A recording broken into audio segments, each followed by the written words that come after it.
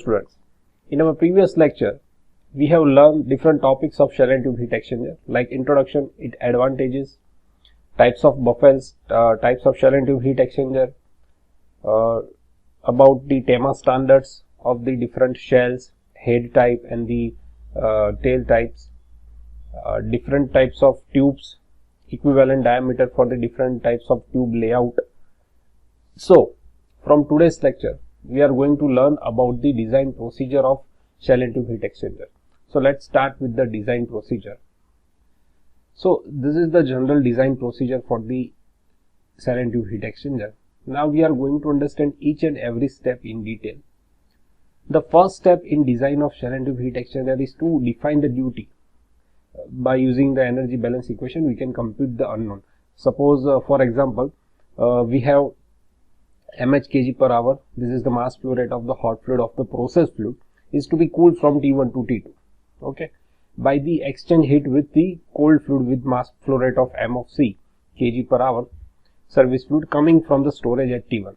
So suppose we have this kind of input where you have unknown outlet temperature of any one fluid, so you can use energy balance equation like mh Cph Th1 minus Th2 is equal to mc Cpc Tc2 minus Tc1. By using this energy balance equation we can calculate the unknown by the specific heat of the both of the fluid.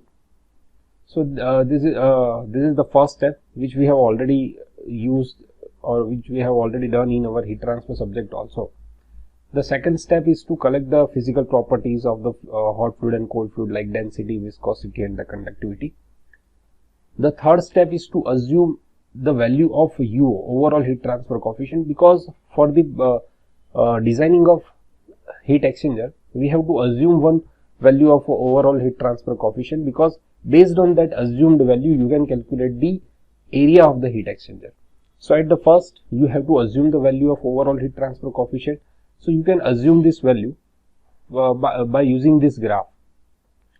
By using this graph you can select one process fluid coefficient at this line and the cooling refrigerants cooling waters coefficient, service fluid coefficient from this line, and by joining these two lines, just a minute. Okay, so suppose you have selected process fluid coefficient something between here and the service fluid coefficient here. So by connecting these 2 points you will get the estimated overall heat transfer coefficient, the value of U. Okay, now after that you have to decide the number of shell and tube passes for the calculation of the LMTD. So we have to start with the one shell pass and the two passes, and use the correction factor chart for the computation of the LMTD for the cross flow heat exchanger, which we have learned in how to find out the LMTD in cross flow heat exchanger in our previous chapter number 1. After that we have to determine the heat transfer area, because we know the equation Q is equal to UA delta T. So from that equation we know the value of heat capacity Q. We have assumed here the value of overall heat transfer coefficient. We have the value of delta T. So by using that equation we can easily calculate the required heat transfer area. Now the next step is to decide the type, tube size, material layout and assign the fluid to the shell. So the next step is to decide which exchanger we are going to use, what will be the length and the diameter of the tubes, what would be the arrangement of the tubes, either it is square or the triangle layout, and the fluid allocation, that which fluid is going to flow from the tube side and which fluid is going to be flow from the shell side. So for the which exchanger, so there is a simple criteria. If the maximum temperature within the system is less than 90 degree, then the fixed tube sheet type of heat exchanger can be used. If the maximum temperature of the system is greater than 90 degrees Celsius, then you can use U-tube type of shell and tube heat exchanger if the fluid is clean, not toxic. And if the fluid is toxic and the system maximum temperature is greater than 90 degrees Celsius, then you can use internal floating type of shell and tube heat exchanger. Now next step is to calculate the number of tubes. So once you have calculated area of the heat exchanger, so from that area you can easily calculate the number of tubes by using equation area of the heat exchanger divided by area of the one tube, which is pi dl. But in that equation, the diameter would should be the effective diameter, because we know that in shell and tube heat exchanger, the tube is going to be fit at the both end in the tube sheets. So that area, that length which is under the tube sheet is not going to be effectively in use of the heat transfer. So in equation of equation of the surface area of the one tube, in that pi dl, the d should be effective diameter. Okay. The next step would be to compute the shell diameter. In our previous lecture, we have derived the equation how to calculate the shell diameter. Once we have number of tubes and the layout, once we have fixed the layout of the either it is a square layout or the triangle layout. So from the based on that layout and the shell diameter, we can easily calculate the shell diameter. The next, so up to this point, we have to decide this preliminary data. The first one is the heat exchanger type. Second one is the diameter and the area of the tubes. The third step is the fluid allocation. Fourth is number of shells in series and number of shell passes. Next is the number of tubes, number of tube passes and the shell diameter. Then the tube length and the buffel types and the buffel spacing. So let's revise once. How we can decide the heat exchanger type? If the temperature is less than 90, we can use fixed tube sheet. If temperature is greater than 90, then we can use, and the fluid is clean, then we can use U-tube type shell and tube heat exchanger. If temperature is greater than 90 degree and the fluid is toxic or dirt fluid, which can cause the fouling, then we can use internal floating type of shell and tube heat exchanger. The second preliminary data which we need to decide is the diameter and the area of the tube, so that the square layout or the triangle layout or rotated square or the tube pitch. So how we can decide which kind of layout which kind of layout is beneficial for our configuration. So the tube used in the heat exchanger manufacture are usually standardized by their external diameter, which we have already discussed in our previous lecture of the lecture of the different types of tubes and layout.